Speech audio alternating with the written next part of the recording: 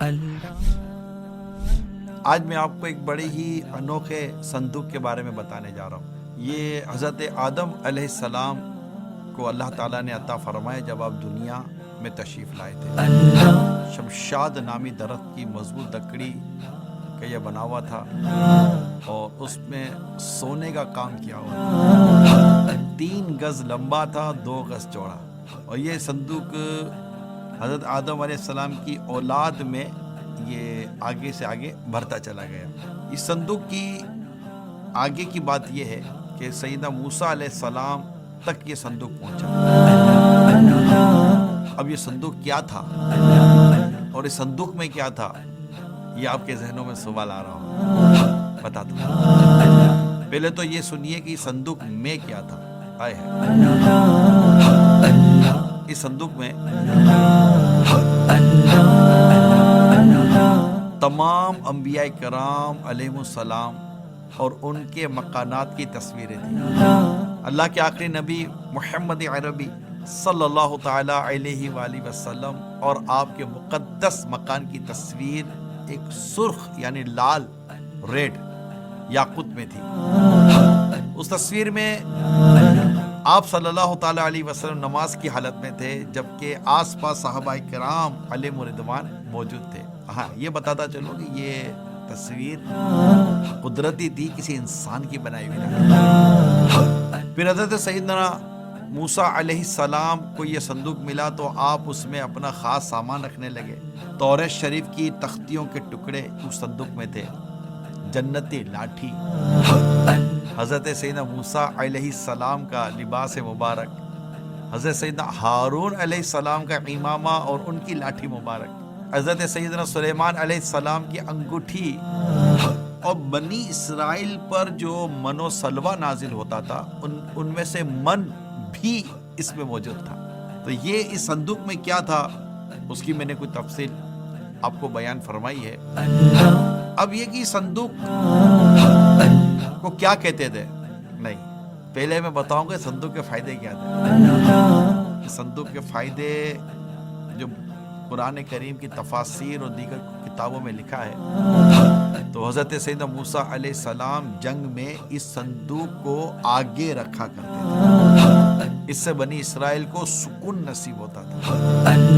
بنی اسرائیل کو جب کوئی مشکل پیش آتی تو وہ اس صندوق کو سامنے رکھ کر دعا کیا کرتے تھے۔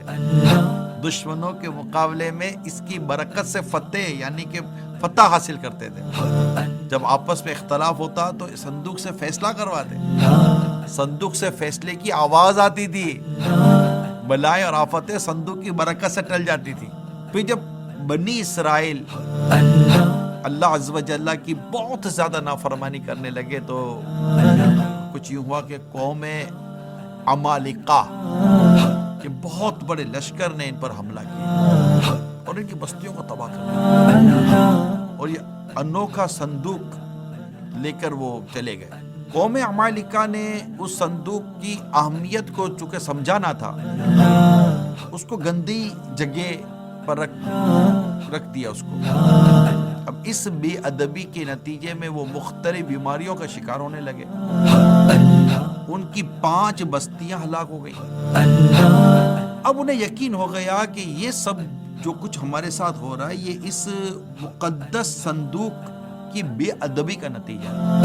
چنانچہ انہوں نے صندوق ایک بیل گاڑی میں رکھا اور بنی اسرائیل کی بستیوں کی طرف اسے چھوڑ دیا۔ وہ صندوق 4 فرشتوں کی نگرانی میں اس وقت کے نبی حضرت سیدنا شمویل علیہ السلام تک پہنچا۔ یوں بنی اسرائیل کو دوبارہ یہ عظیم نعمت حاصل ہو گئی۔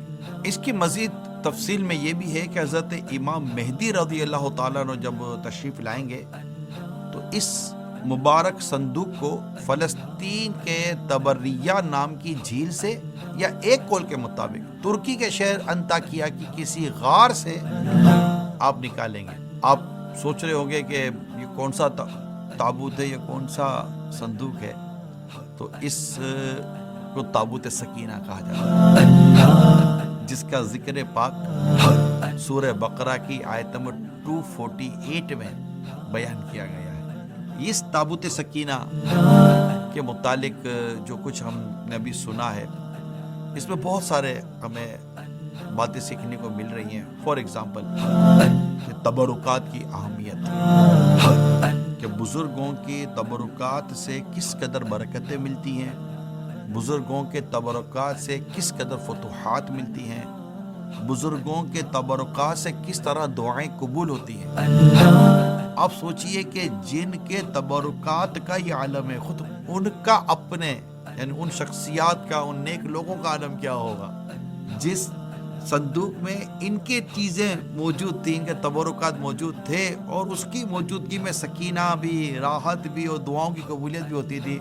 جب ان کے مزارات پر جہاں وہ خود انبیاء کرام اور بزرگان دین آرام فرما ہے، جب ان کے مزارات پر جا کر آپ دعائیں کریں گے تو دعائیں کیسے قبول ہوتی ہیں. دوسری بات جو ہمیں اہم بات پتہ چلی کہ آپ دیکھیے کہ ایک قوم نے اس تبرکات کی بھی ادب کی، ان پر کیسی مصیبت ہے. تو پتہ چلا کہ تبرکات کا ادب کرنا چاہیے، اس کی بے ادبی نہیں کرنی چاہیے، کہ اس کی بے ادبی کی وجہ سے بہت ساری مصیبتوں پریشانیوں میں گرفتار ہونے کا خطرہ ہے. اللہ تعالی ہم سب کو تبرکات کی برکت عطا فرمائے. تبرکات کا ذکر یہ تو جیسے ابھی تابوت سکینہ کا میں نے ذکر کیا، آپ نے حضرت یوسف علیہ السلام کا واقعہ پڑھا ہوگا کہ حضرت یوسف علیہ السلام کی مبارک قمیص، یہ جب حضرت یعقوب علیہ السلام جو آپ کے والد صاحب تھے، جب ان کی آنکھوں پر لگائی گئی تو ان کی آنکھوں کا جو کمزوری تھی وہ دور ہو گئی. تابوت سکینہ کا جس طرح میں نے آپ کو واقعہ سنایا قرآن کریم سے، اسی طرح میری درخواست ہے کہ آپ قرآن کریم کو پڑھیں اور صراط الجنان کا مطالعہ کریں. انشاءاللہ اس کو اسٹڈی میں لائیں. آپ کو قرآن کریم میں موجود بہت سارے مضامین کی بہت ساری معلومات حاصل. اللہ ہمیں